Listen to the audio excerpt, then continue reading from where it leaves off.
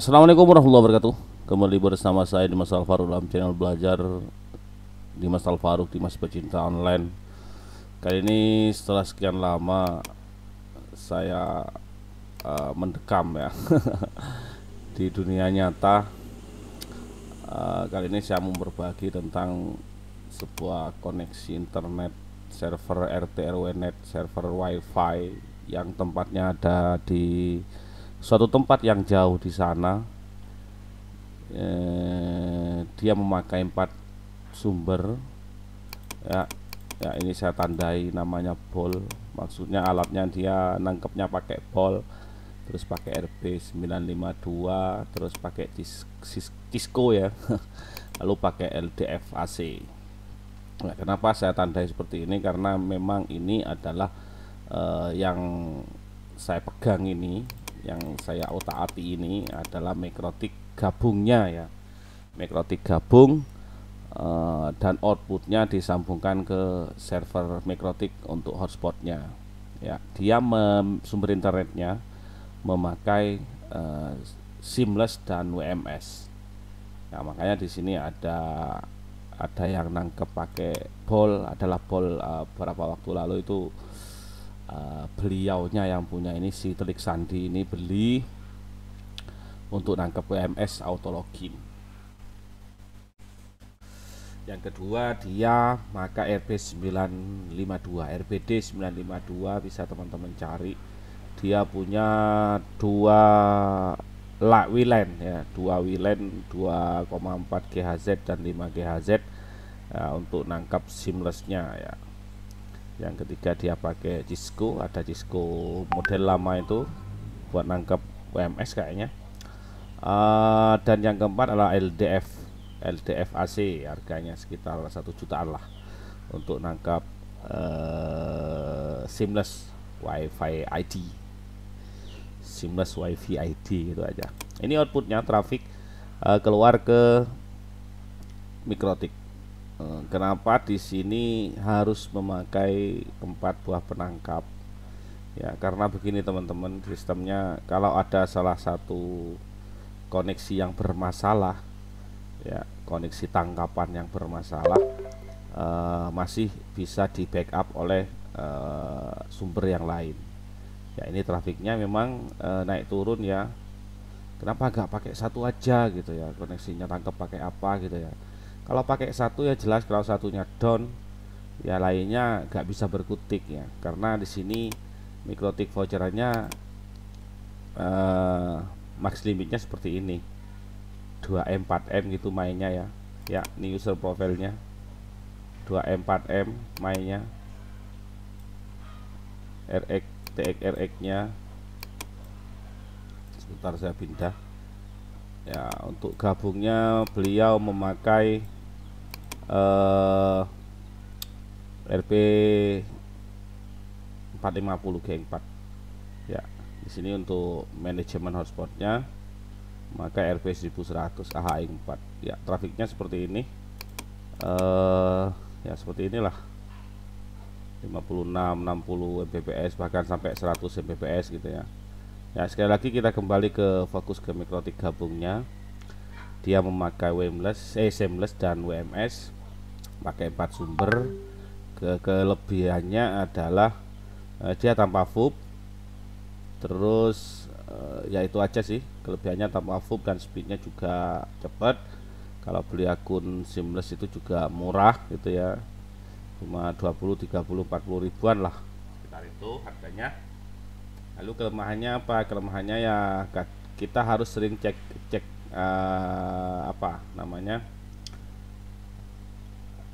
koneksinya. Kadang koneksinya ini ada yang putus, tapi alhamdulillah untuk ini gak sampai bermasalah di server karena sekali lagi di backup oleh 4 buah sumber ya.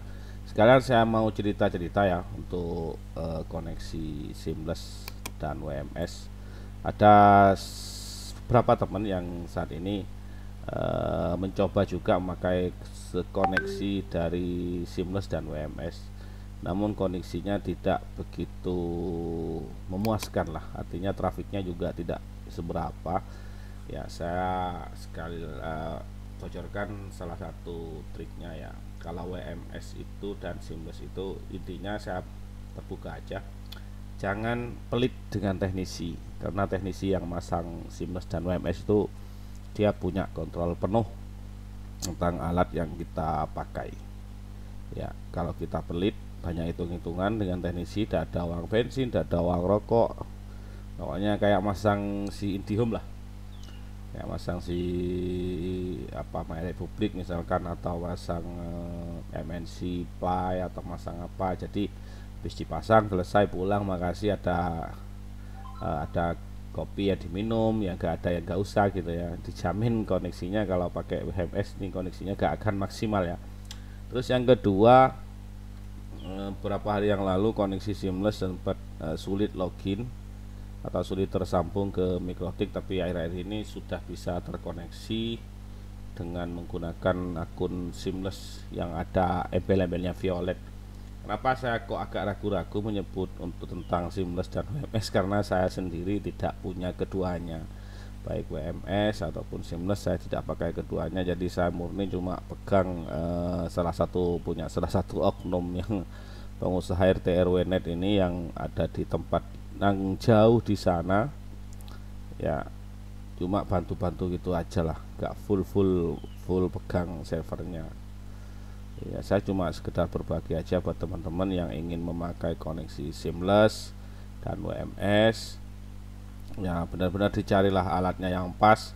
Terus settingannya juga jangan terpaku pada salah satu settingan, sering-sering browsing, sering-sering aktif di grup, tanya-tanya gitu ya. Dan ya cari teknisi yang bisa mendampingi lah. Jangan saya tidak promosi diri saya sendiri karena sudah cukup sibuk ya untuk pegang punya orang, servernya orang. Ya, ini ya seperti itu cerita kita kali ini. Hehehe. Sebentar, mana yang tadi yang server satunya mana ya?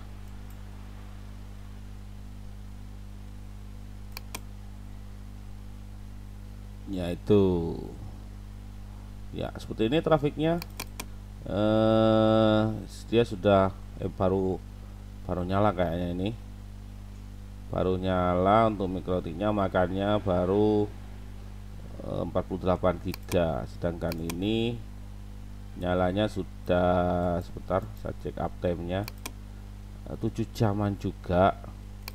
Outputnya dia mengeluarkan 120 giga, berarti yang mikrotik voucherannya baru direboot gitu ya. Ya kelebihannya ini tanpa FUB dan speednya juga bagus lah ya, tapi tidak menjamin juga akan bagus tempat Anda karena beda kota biasanya beda koneksi. Tapi intinya yang paling inti, core of the core ya, itu jangan pelit sama teknisi yang masang.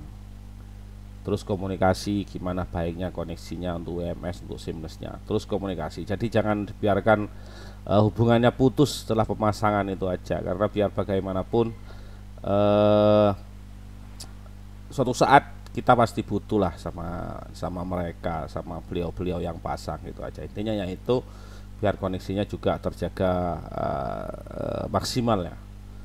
Oke, gitu saja teman-teman. Mohon maaf jika ini cuma sekedar sharing, sekedar cerita tentang sebuah server yang sumbernya memakai seamless dan WMS yang tempatnya ada di tempat yang jauh di sana. Terima kasih. Wassalamualaikum warahmatullahi wabarakatuh.